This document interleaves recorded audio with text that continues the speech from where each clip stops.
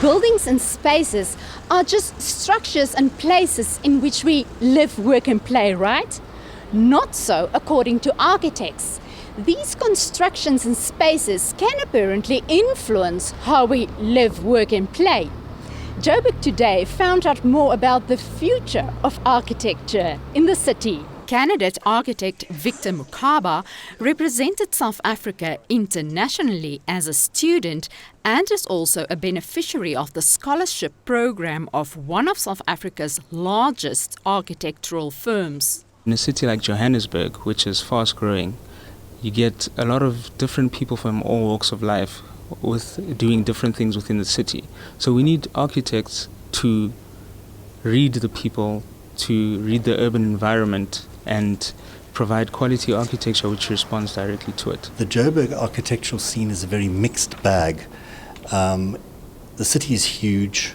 The downtown part of Johannesburg is particularly despoilt, but it's a wonderful canvas. It's a fantastic opportunity for young architects to get stuck in, actually rehabilitate what is actually the most amazing stock. We're very determined to create places for people, where people live, eat, work, play. And I think that's the challenge for young architects, to actually try and live that out and actually create environments for people. Any good young architect coming out of university needs to have those ideals. And in Johannesburg, I find the young people have a lot of energy. It's a high energy city. It's a very complex society. I find they energize me. They want to correct the world, which is good. Victor believes two main trends will influence Johannesburg's architecture in future. Firstly, adaptive reuse. There is quite a lot of urban sprawl which is happening, leaving the city, or rather the buildings within the city, empty and without use. And we can combat that by giving the buildings new functions. And then we need to bring people back into the city, which needs a more formalized form of integrated public transport. We live in cities that were designed decades ago under a different regime.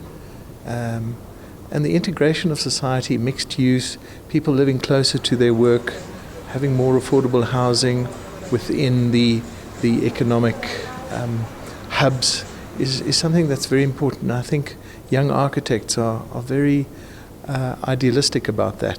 So they've got a big job to do over the next 10 years.